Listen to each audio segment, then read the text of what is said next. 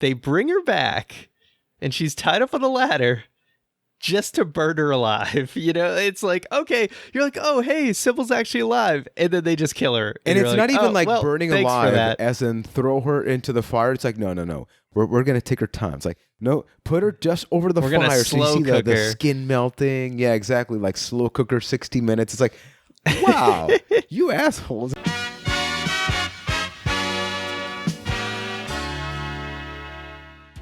Movies based on video games, whether you love them or you hate them, it's hard not to be curious about them. Are they anything like the games they're based on?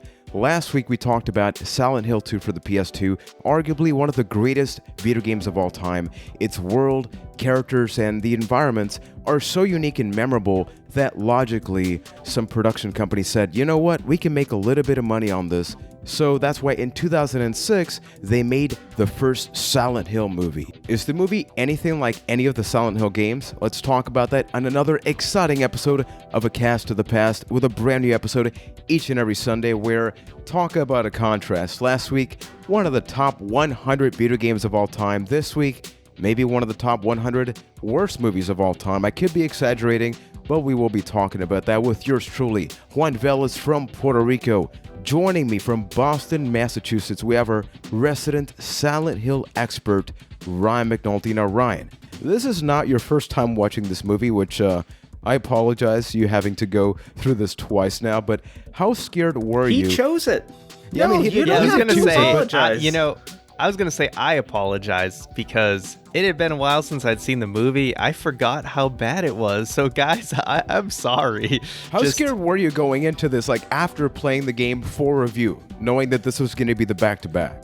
Like I said, I forgot that it was this bad. I knew there was things that really frustrated me about this movie because they get a couple things right, but they get so much wrong that it's such a disappointment because the potential was there to actually make a good video game movie, and it falls flat on its face. And from London, Ontario, we have Keith Poshik. Now, Keith, you went from the Resident Evil fan club to now being a member of the Silent Hill family. Having watched this, how are you feeling right now? I enjoyed talking about Silent Hill 2. I can tell you that. Hey, at least there's something. Mm-hmm. How about I word it like this? Last week, it felt nice to be on like the front foot, praising Silent Hill along with Ryan. This week, I imagine Ryan will be on the back foot, defending any little thing he can about Silent Hill, because I got some things to say about this movie. Yeah, I reeled you guys in only to push you away from the series now. Please note that the movies are just not the games, and that the games are still very much worth playing, so don't let this stray you away from the series. As somebody in the Resident Evil camp, I totally understand that. Yeah. Where you say the games how many are Resident great. Evil movies? There's like 8 of them or something? I think there's like 6 or 7 of them at this point where we had a good one. There was a good one, and then the rest are garbage, so I'm more... Which is the best one? The first one, Resident Evil, with Mila Jovovich. And I guess if you include the CG stuff, there's probably is like 8 or 9 of them. There's like 3 of them. Yeah, Wow. Holy crap. There's a lot of them, but there's only one good one. So I'm more than accustomed to saying, don't judge the games by the movies, because my God. Absolutely not. And everybody watching and listening, if you enjoy the podcast, please consider leaving that 5-star review on Apple Podcasts, Stitcher, and Facebook. I am a little bit under the weather this week. Partially, I'm going to blame it to the movie. Before we even begin, like, wow, look at my voice right now, or listen to that. Yes. So last Special night... guest Mick Foley this week. Yeah, a little bit. So this actually happened last night. I sit down, nothing better than a Friday night, sitting down with my wife to watch Silent Hill, the movie. As I'm watching it, power goes out. There's like a 30-minute, 20-minute break, and that's like the worst for when you're watching a movie, right? Power comes back, I'm like, I gotta be responsible. I gotta review this damn thing, right? Start to watch it again. Power goes out again. And it's about a bad movie. Like, isn't that the worst case scenario? You're watching something you know you're not going to enjoy, and they are extending the time. It's like Keith was playing a prank on me. So the other thing is, like, you know, we talked about this with Spider-Man 3. You know you're not going to review a great movie when you can watch it for free. They tell you with ads, and you don't even get the ads. It's like, wow, we can't even Yeah, torture they this have person. sympathy because you're almost like, hey, Amazon Prime free with ads. All right, I'll deal with some ads. At this point, for this movie, you're kind of wishing you had some ads just to give you a breather from some of the cringiness of this movie. I'm not gonna lie. I also watched it last night. I took a voluntary break just from it. Like, I got about halfway through, then I went to watch something good, and then I finished the rest of the movie. That's good. That's That good. good But being RuPaul's Drag Race, so a very, very different feeling. wow, that's a little bit different. But just in case, so this movie came out in 2006. So by this point, we've already had multiple movies based on video games. In 2001, we had the first Lara Croft movie starring Angelina Jolie. In 2003, we got the sequel. We got a House of the Dead movie in 2003, which I haven't watched that, and I have There was no a House idea. of the Dead movie? Right? That was, I think that was like a completely forgot about Ooey that. Bowl special. So. Oh my goodness. I haven't heard that name in years. I got to watch Postal again. So, Resident Evil Apocalypse, that was like the second or the third movie. Second one, I think. The one Yeah. with Nemesis? Okay, and my wife says the second movie.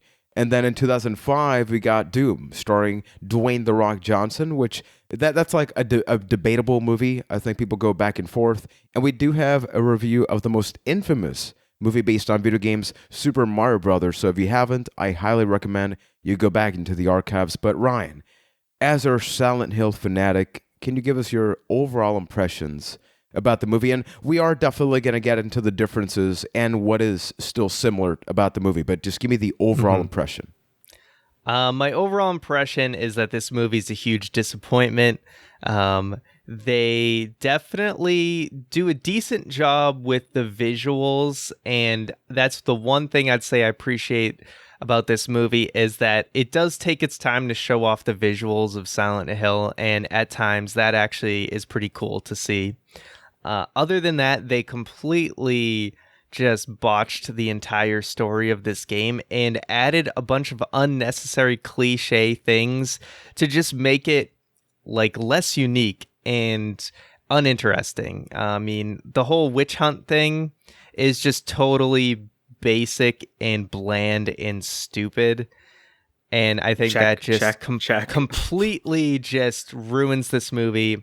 And just a lot of unnecessary cringiness.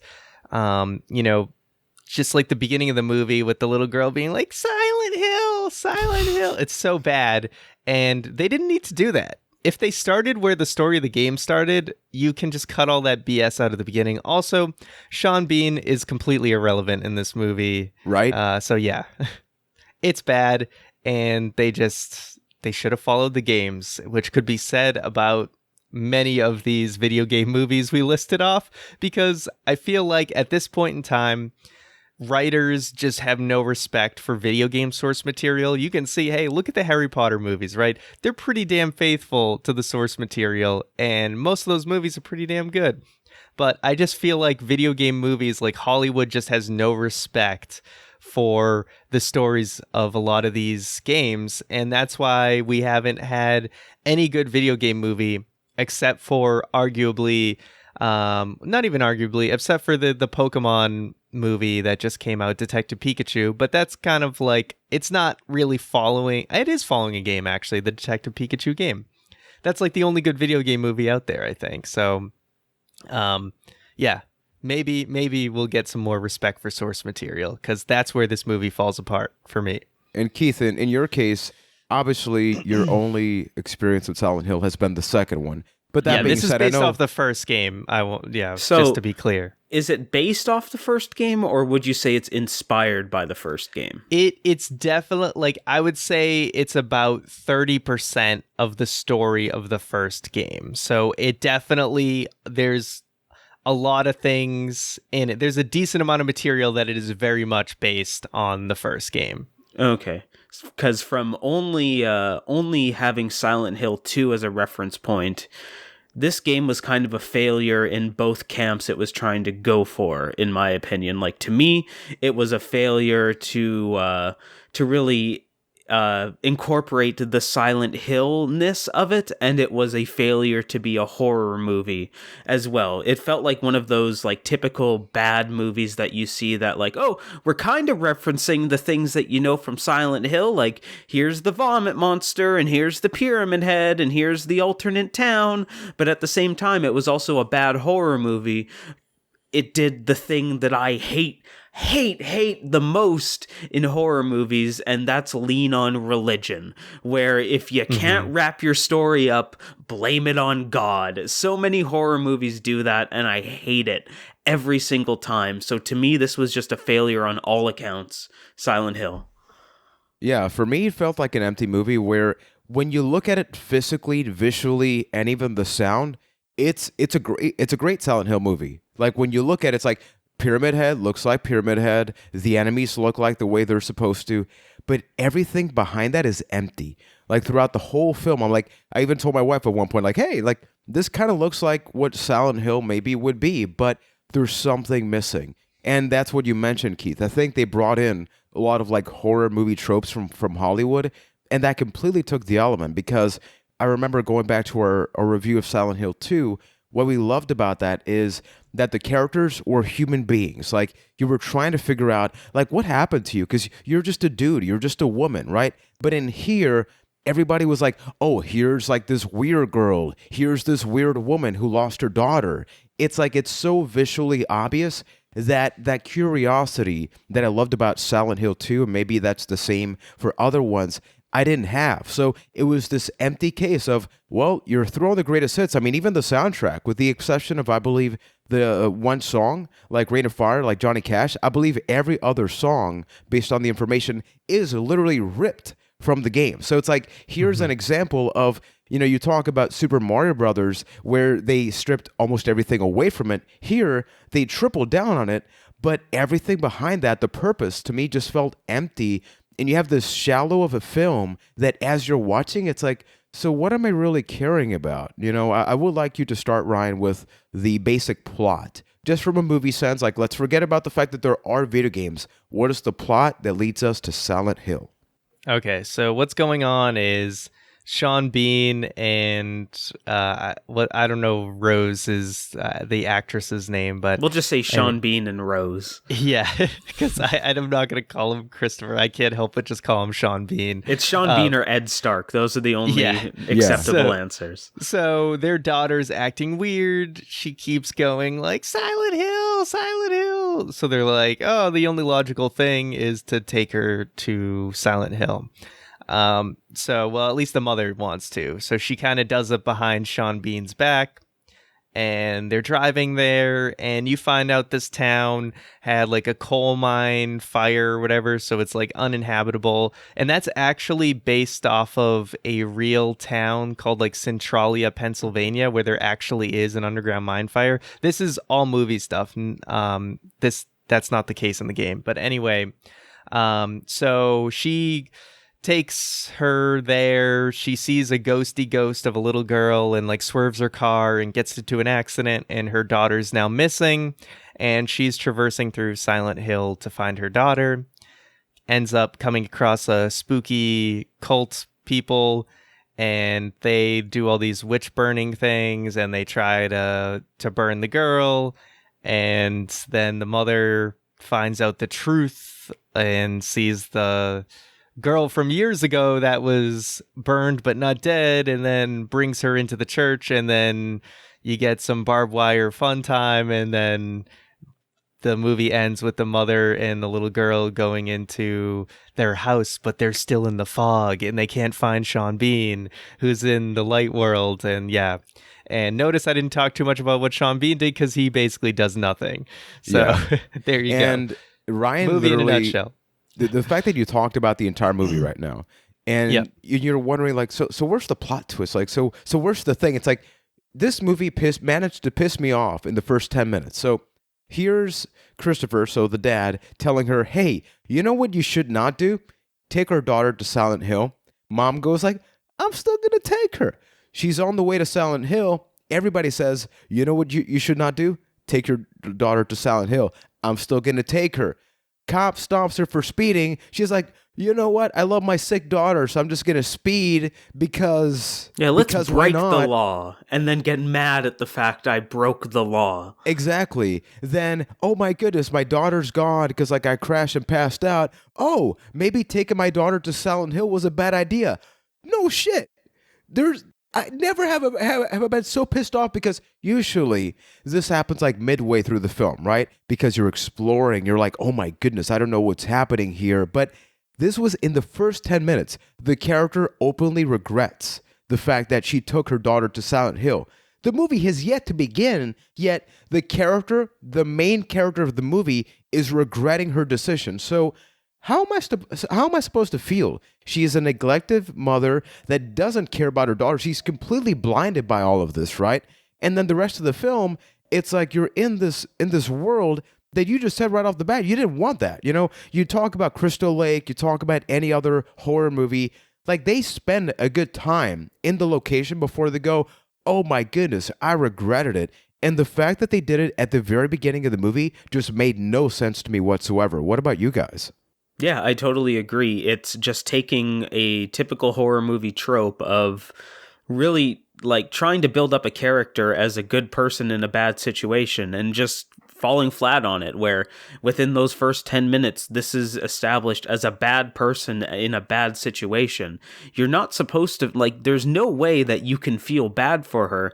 It really hit that point home with the scene in Silent Hill with the cop where she's like, well, why are you arresting me? Gee, I don't know, you broke the damn law 10 minutes ago. Maybe that's why I'm arresting you. And just like whining and complaining about it, like, how about you don't run away from a cop and maybe you won't end up in handcuffs, you stupid idiot. So from that point onwards, it was very difficult to feel bad for this person in this situation because you kind of did it to yourself. And really, that's supposed to be the hero of this story, and you can't get behind the hero. And I think that's kind of the base point of why this falls so flat, because there's nothing really to root for in this movie. There's nothing that you can really get behind beyond seeing the cool CGI that kind of looks all right. Yeah, they kind of if they don't sell you on the initial premise, like you're pretty much checked out for the movie. So, and they failed at that at the beginning. Yeah, and the fact of the matter is that what's supposed to lure you throughout the film is finding the daughter, right? So what happens is that her daughter is very similar to this a girl that was part of Silent Hill. Turns out, like, she was actually played by the same actor, so the same girl plays multiple roles, like multiple variations. And I gotta say, like, credit to her, because like they are very different characters, and it's just cool to see like a little girl be the outstanding character in a film, even though it's like very monotone, very dry. And, yeah, her acting is not good, but for what it is, like, I think it's serviceable because it's like that's the character. If you look at but like, hey, that is The Ring called, and they did it better. Yeah, that is very true though. But going into the Silent Hill world, I thought it was interesting how the film has both the mother, so Rose, and Sybil, which is the female cop to try to get her, pulled over and all that stuff. Those two are the vessels of the story. Sybil Dollar Store Katy Perry. That right? That was my first thought. Like, this she had is the Katy Perry look. Well, I guess this was right. I don't know when Katy Perry first broke No, this out, was before. Like, this was that probably specific before, hairstyle. Yeah, so maybe Katy Perry is a huge Silent Hill movie fan. Can you imagine? I doubt it. Ooh, hopefully not. I highly but doubt. Yeah. what do you think about the reveal of, like, look, she's going into Silent Hill, even though Christopher did terrible research on a crappy website that this is a ghost town. Oh my goodness. What was it, like AmericanGhostTown.org or something like that? And it looked like a it's GeoCities 2006. page. It's 2006 internet, man. That's Right. true. That's true. It was yeah. nice to. It was weird to see 2006 Google. Like, Nice even throwback. Google looks a little different. That is very true. But she goes in there and then she starts to go down some stairs. And this is where we first get to see the difference between the real world and, I guess, the nightmare world, which we did make reference to in Silent Hill 2 the game. Because the real world in Silent Hill the movie is like a snowy town. There's cold, but it's visually daytime. But all of a sudden, a siren honks, and that's from the church. everybody's supposed to go in because nighttime falls, the walls get all gritty, and that's where the monsters comes out. And that's sort of the back and forth of the movie, right? Where like how much can you do during the daytime before inevitably nighttime falls? And this is where she first sees what we later, and this is a spoiler, but it's a freaking bad movie, people. Come on. Like, we basically find out that these girls or babies, like burnt up babies, are the girl that we see at the end of the movie, right? In many ways, like they're almost identical, but they're crappy CG. They look super fake. And I thought that she reacted like she was scared, but it's like, oh, holy crap. It's like burnt up children are chasing you, right? And out of all the situations to introduce them, I thought this was like a little lackluster. What about you guys? Well, this scene actually is one of the closest scenes to the game, I would say. Although, you know, the enemy, like the baby things are a little bit different in the game, but this is something they kind of like ripped right out, where like you go down an alley and like it transitions, I believe, into like the other world essentially, and you see like these like bodies and stuff, and you're all freaked out, and then all of a sudden there's all these like enemies around you. But yeah, the execution is not that great. Like you said, the CGI is like pretty poor. But one thing I will give this movie is the whole effect of transitioning to the other world, I think was pretty cool. Where like, you know, the CGI is a little dated, but the fact that like the paint is kind of like dripping kind of like off the walls as it kind of transforms, that's one of the few things I'll give this movie, is that was like a cool idea for an effect. Because in the games, it kind of just like, fades out a little bit, you get a little bit of a blurring effect, and then you're in the other worlds, whereas like they decided to kind of take that to the next level. That I did appreciate, and I do think they did a good job replicating, at least from Silent Hill 2, the nightmare world, how it always had that like yellowy, gritty wall look, and it was really easy to tell the difference between the nightmare world and the normal world. They did a good job of helping you as the viewer follow where exactly they were. So, Ryan, could you sort of talk us over the details of what did this movie get right? I'm not saying right in terms of it made it a better movie, but it is a movie based on an existing franchise, whether it be Silent Hill 1, 2, or 3. The fact of the matter is something existed previously. What could you sort of extract from this movie and say, look, it's not great, but this right here at least was faithful to the source material? Okay, so what it got right was there is Alessa Gillespie is a girl who was burnt. How, like, why that happens is a much different reason, but Alessa Gillespie essentially is kind of the fuel for kind of everything in Silent Hill. What if you don't mind, what is the plot of Silent Hill 1? Like in comparison to this movie, what is the like from the source material it grabbed from? What is that source material?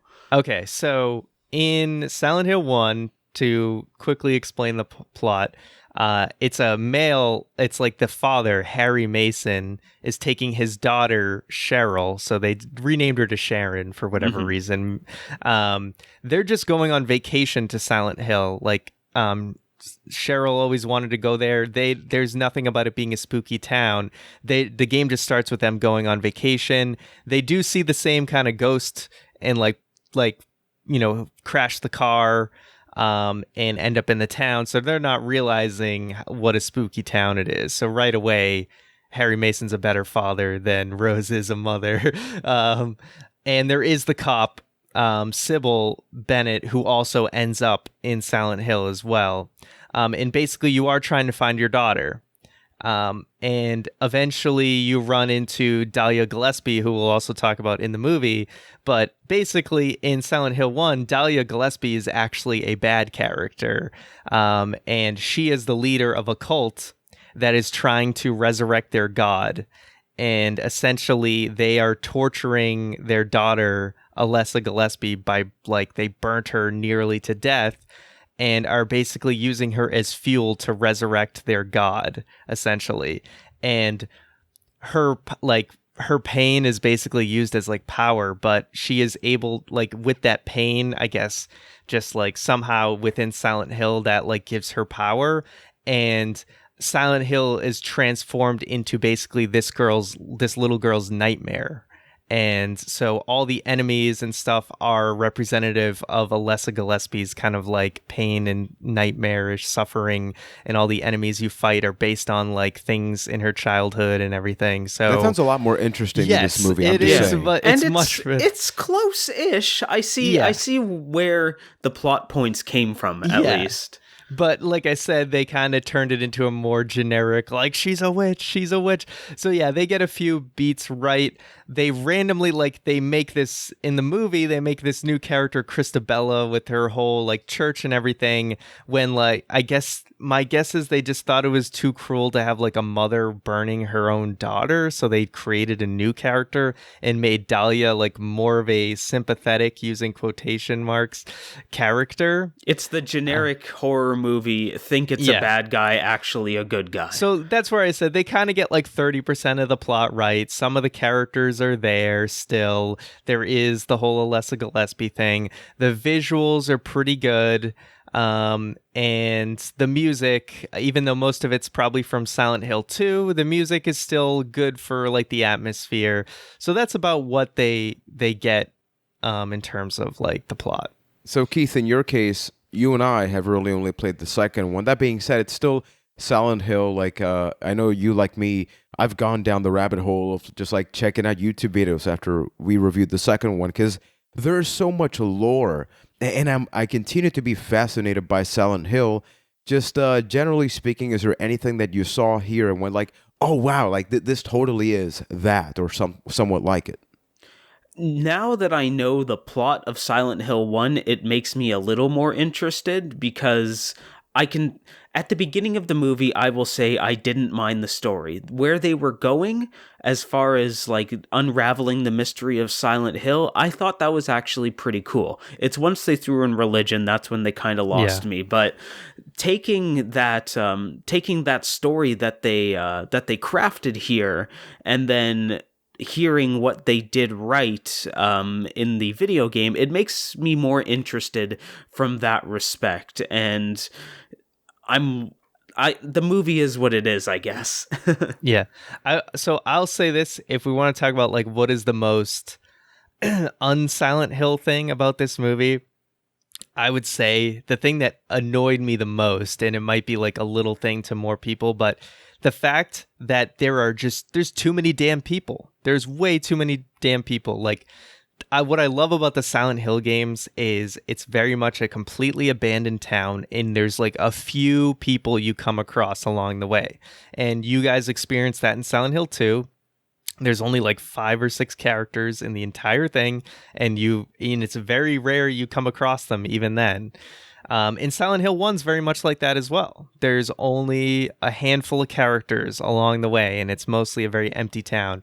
So when the alarm's going off and you just see hordes of people running up the stairs to get into that church. And this is towards the end of the movie. Yeah, you're just like, it's like that's when even the atmosphere is just all gone. There's just too many damn people for that abandoned town that you're supposed to like be immersed in. Especially considering the fact that for the first hour of that movie, because this happens at about the hour and 20-minute point, there's been that sense of abandonment the entire time, where the main character has been going through like an abandoned school, an abandoned hotel, and where are all these people? Where are they running from that you never encountered even one while running through the town? Because they do a lot of like shot establishment in that first hour, establishing the town, and you never see a person, and then all of a sudden, boom, there's a horde of people. It was very staggering. I caught that as well. So 2 things that actually make a lot of sense here, and I got to jump to some trivia. So this is from IMDb. In the original script, there were only female characters. After submitting this, the script was returned to Christoph Gans, the director, with a memo saying there are no men. So I'm just pointing that out because notice that 2 of our biggest gripes, or just things that stick out, is 1, you have this cult leader that was not even part of the video games. And then on the other side, we have this father that is largely irrelevant, and most of his scenes don't really tie up with the rest of the film. You could easily take the father out, and nothing changes about the movie. Yeah, the research he does at the beginning with the horror, like the websites, you could take all of that out, and it's still the same film. Yeah, true. And that it's entirely, you can tell it was added in after the fact. So that's like, you can see that they weren't able to tie it together properly, and thus it's completely useless. And I imagine if you took all of that movie or all of those parts out of the movie, it would be a much more acceptable runtime, because 2 hours is a little much for this. But now I know that if you took all the Sean Bean stuff out, you got an acceptable runtime then.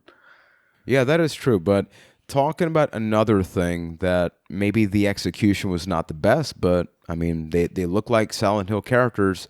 Talk to me about the incorporation of Pyramid Head, all the monsters, those things that hypothetically, once again, are objectively almost just copied and pasted from the video games. What did you think about the execution of them? No monster orgies, 0 out of 10.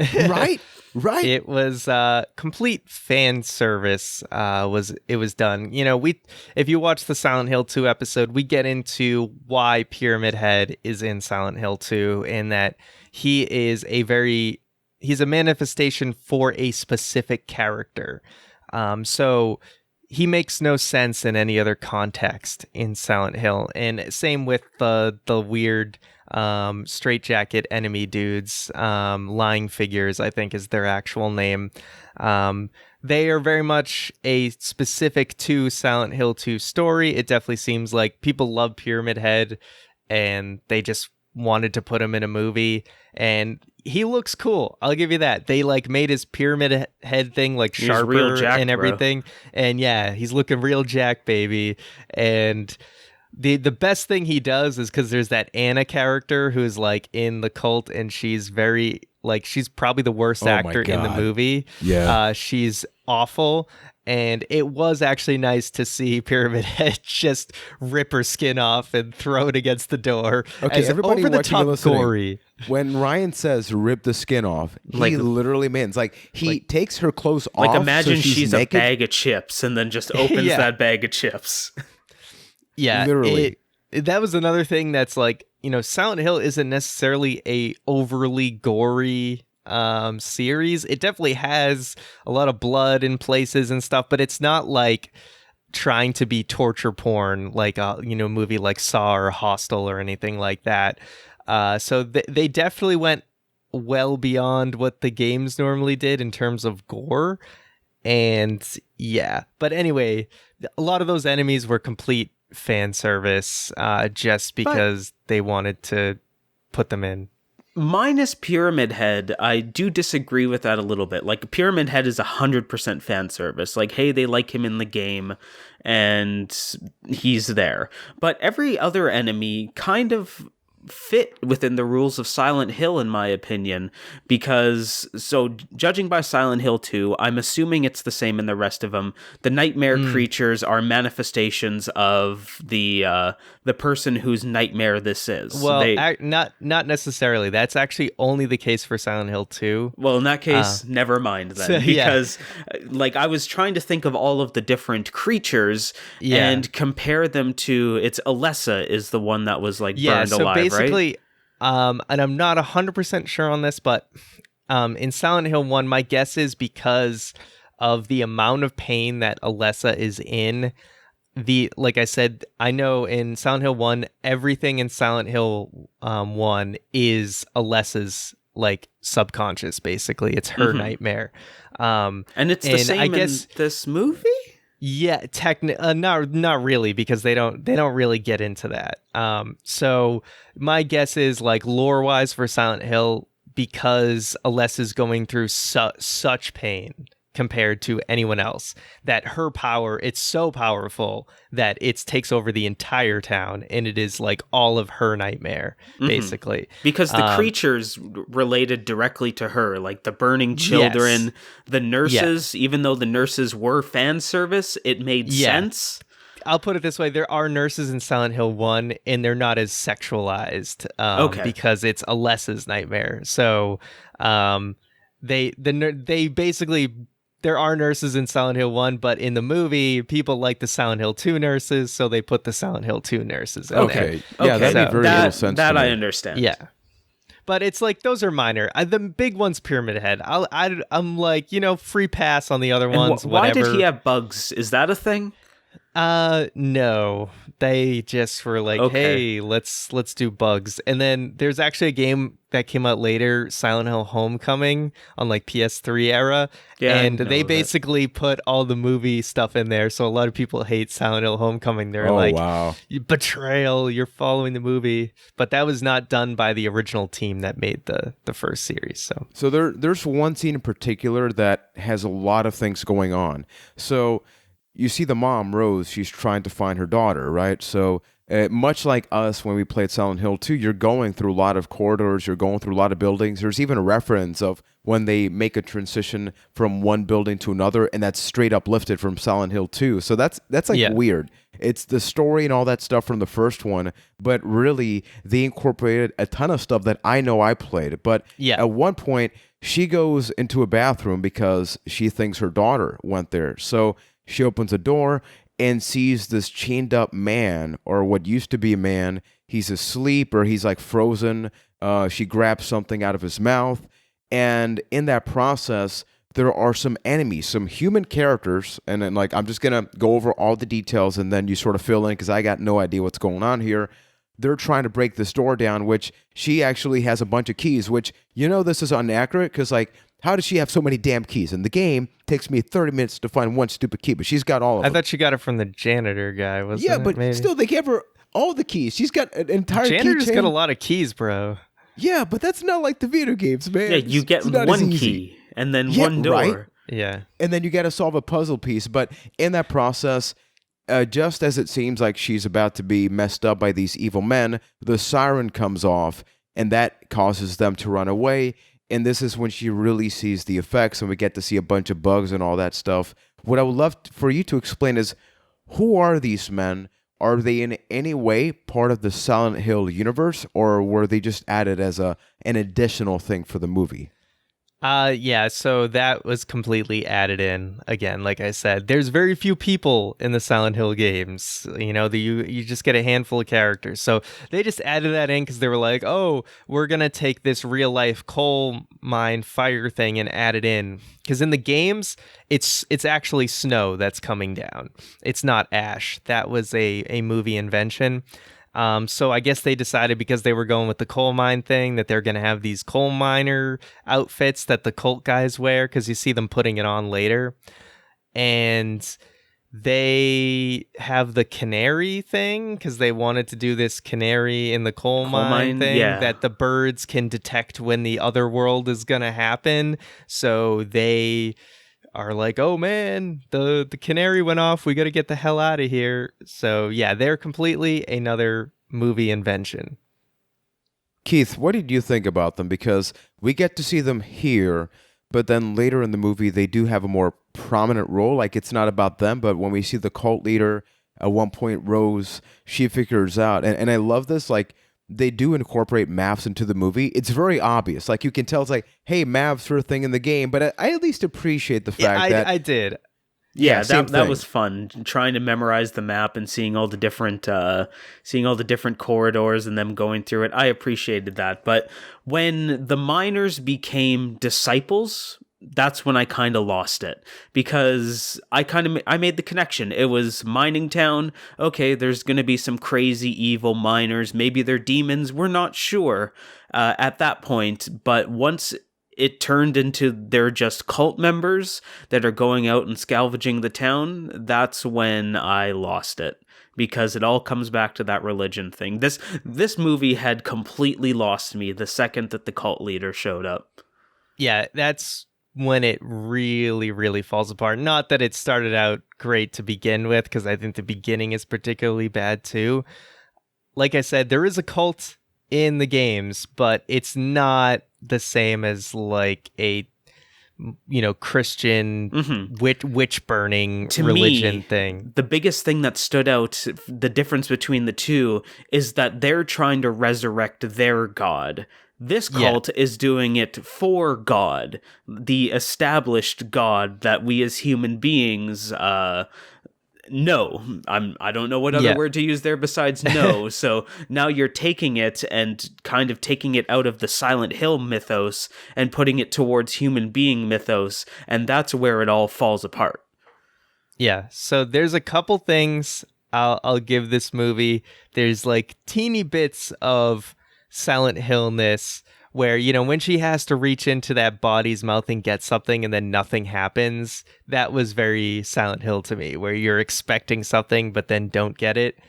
And the other thing I'll give this movie, although I almost think they should have done it because this movie isn't scary at all, is they don't rely on jump scares at all in this movie.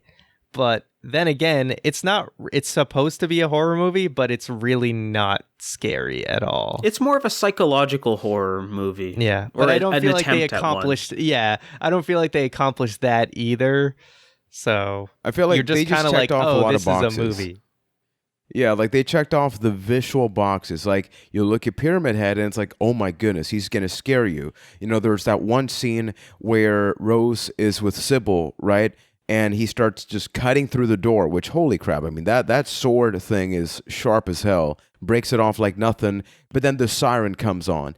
And it's like this convenience, like this movie convenience of any time that they're about to be messed up. Well, times are changing, you got to move that away.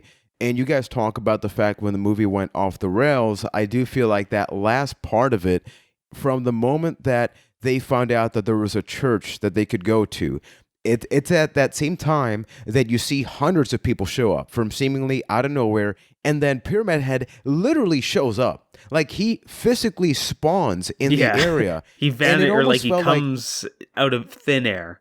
Yeah, it almost felt like, okay, people, the movie, it's starting to end, and we got to continue to check these boxes. Like, Pyramid Head hasn't had, like, the iconic scene. We still got to establish, like, these characters. So, literally, in the entire scene, it's like, Pyramid Head, people show up. Oh, apparently Rose is a witch, and so is the cop, and they got to burn him down. Oh, you got to go to the pits of hell, and you got to do this at the same time. But then the cop gets burned. It's like, holy crap, people, slow down. Yeah, slow down. It seems like there was just a boardroom of people going like this. How do we wrap this shit up?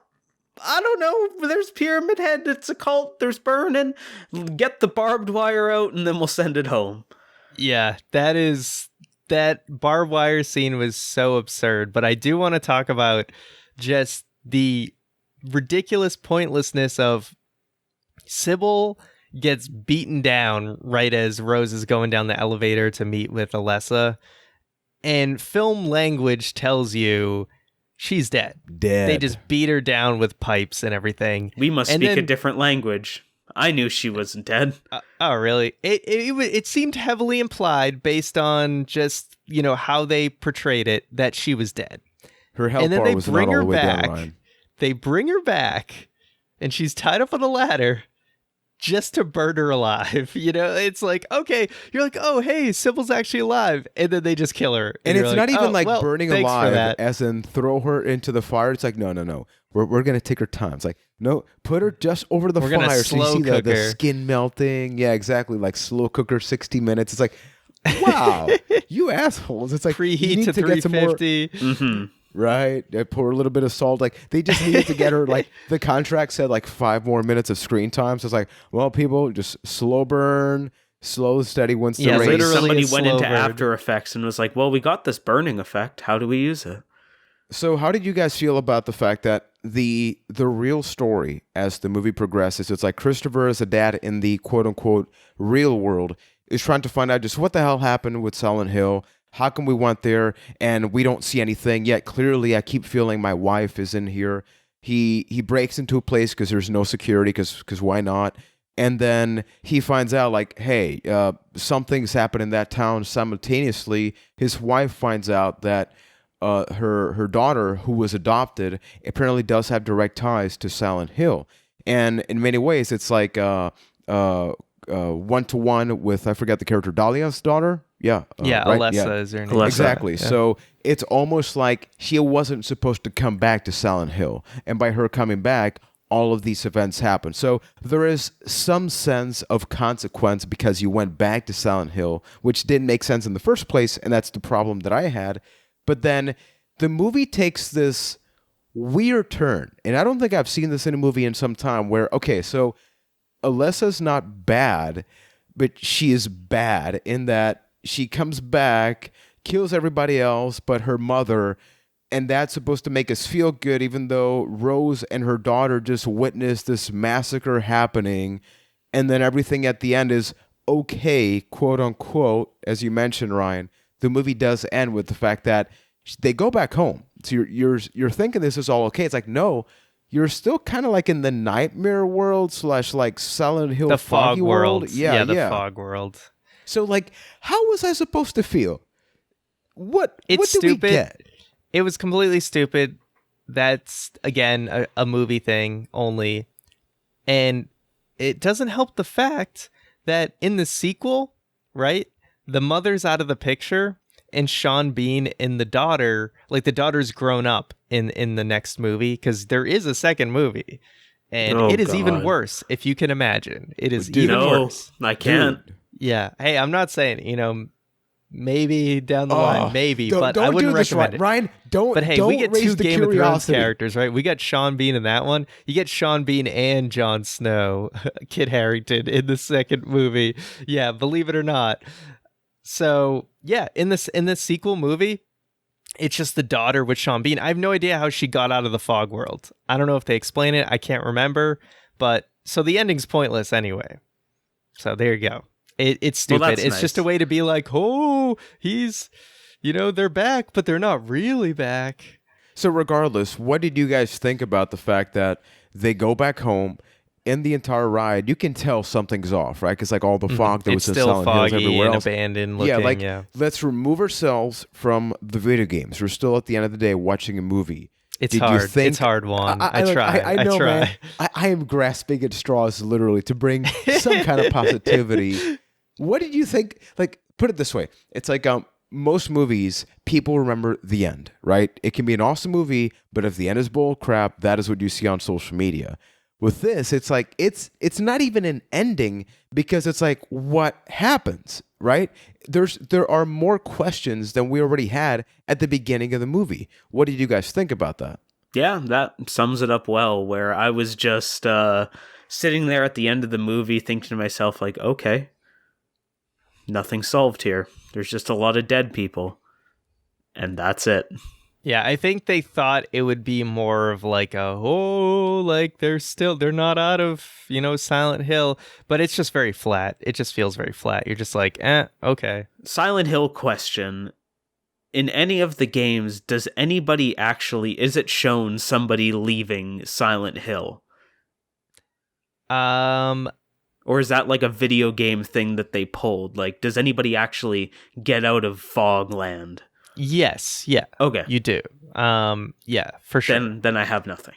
And there is even instances where Silent Hill's powers can kind of creep beyond Silent Hill. That's definitely shown too, but not in the same way that this movie does it at the end. So Silent Hill's powers can reach beyond, but just they haven't done it in this kind of stupid way. So Ryan, I know it's very easy to just say like, what would you change about the film, the whole thing, right? But yeah, like the three of us in some way, shape, or form have really admitted to the fact that visually the movie's not bad. Like the CG could be better, but visually it looks like a Silent Hill movie.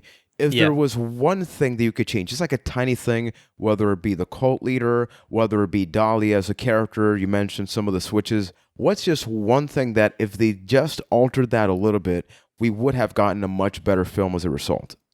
I guess the little thing would be to remove the big cult and follow the game's cult, and the big thing would be just follow the damn game story, just follow the script, of the story. To me, that's what it sounds like would have made this movie better. Keep religion out of it, keep the cult aspect out of it, and then just keep it closer to the Silent Hill 1 story instead of having to put your own twist on it. Because the twist seems like where it failed. Yeah, I agree wholeheartedly. I do think that they almost tried too hard because when the movie starts, when I saw it on Rotten Tomatoes, it has 30% tomato meter, which honestly we've reviewed worse. I'd give it about a 3 out of 10. That sounds about right. Yeah, I guess objectively, but like even then, once again, visually there is something there. For context, the movie's budget I believe was 50 million, and it made 97.6. So, needless to say, whether it was horror fans or video game fans that went to the theater, it didn't like knock it out of the park because they technically just made like twice the amount of what it cost, and I don't think that's like a commercial success, but it did spawn a sequel, so inevitably there was something about it. Are you guys glad that you saw this movie? Do you think that any Silent Hill fan, whether it's like, look, we talked about the Super Mario Brothers movie, right? And we can talk about this in any video game movie, that bad or good, it's like, I wonder how they did this, right? Like there's always that curiosity that goes in. Is this something that, even though, breaking news, we didn't love the movie or even like it, should somebody consider watching it? Sounds like you should just go play Silent Hill 1. Yeah. Someone should only see it after they've played the games, and which is why I wanted you guys to play the games first before you saw the movie. I didn't want your first impression. I understand now, and I appreciate I didn't want it. your first impression of Silent Hill to be this movie, but like I said, I appreciate some of the visuals. It was really cool to see sort of those shots of Silent Hill in real life. And hey, if there's one positive of this movie is that we got some of the game music kind of redone in like higher quality. So that was nice. So I appreciate that. Yeah, it seems like something that should be an addition piece to if you've fallen down the Silent Hill rabbit hole. Like, don't let this be your context for the Silent Hill franchise, but if you've seen the rest of it, then why not consume it and kind of see their spin on the mythos and then appreciate Silent Hill video games a little more for it. Yeah, so everybody watching and listening, please let us know. Like now, we've technically talked about Silent Hill 2 and the movie. We've also had a chance to review Resident Evil 2. So now begs the question of like, where do we go in 2020? Personally, it would be interesting. Some Resident Evil movies. Oh, no, wholeheartedly. But in addition to that, it's like, I feel like Resident Evil and Silent Hill are like the commercial success when it comes to horror video games, right? But I know there's like Fatal Frame. I know there's a bunch of other horror games that I literally have seen almost no footage.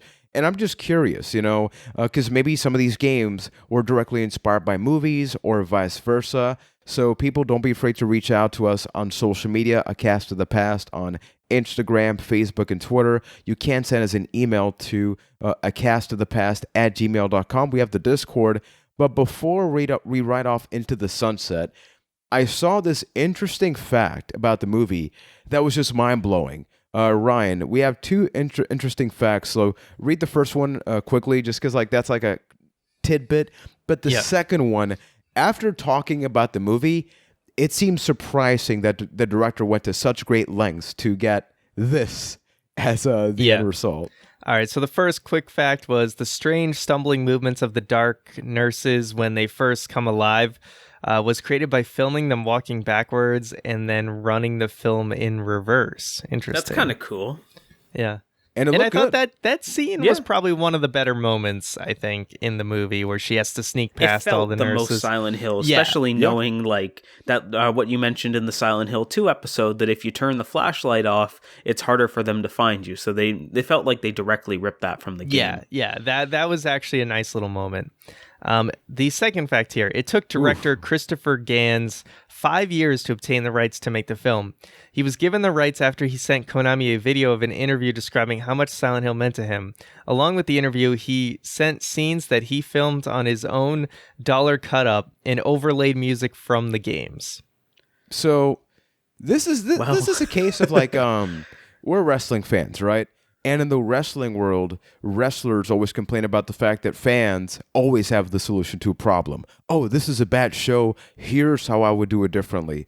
It does seem like this director, which I looked up his filmography, really didn't do a lot. Like his last film was in this year, 2019. Before that, it was Beauty and the Beast in 2014. And before that, it was Silent Hill. So this is not somebody that has like hundreds upon hundreds of movies in his repertoire, but is apparently passionate enough. And you got to give that credit, right? But what happened? I know we don't have the answer here, but Ryan, you in particular, like, is that not fascinating? Here's this guy that spent years. Yeah, you can tell that he did like Silent Hill, but again, I feel like ego may have played a role here, and possibly studios, right? Because a lot of times there's pressure from studios, and they want to get, like, you know, publishers, whatever, they want to get their fingerprints all over things like this. So I don't know too much about Christopher Gans, so I don't want to crap all over him, but it seems like somebody's ego got involved here. Like, again, like I said, nobody seems to respect video game source material yet. It's yet to be a thing that I've seen, like, portrayed accurately on screen. And yeah, so somebody got their hands on this, thought they knew better, and just made it worse and more cliche as a result. Yeah, so everybody, this concludes our Silent Hill package. If you haven't, definitely go back to the previous episode where we talk about Silent Hill 2. Recently, we put out episodes. And if you haven't yet, go play Silent Hill 2. It's a great game. Please, yeah. Like, I'll be real, saying, like, don't watch or listen to that if you haven't played it and plan on doing that. Like, I do think that's the best way to experience that. We have an episode talking about some of our top 5 favorite Halloween candy. That's a thing. Favorite horror movies. We reviewed the Spider-Man 3 trilogy. So if this is your first time stumbling upon the podcast, why this episode? It's like the Silent Hill movie. This is the end of Spooky Month. It is the end of the spooky, scary month right here on a cast. To the past. Or past. Spooky. Keith, I feel like I want to rip your skin off. Silent Hill! Silent Hill! Take me to Silent Hill!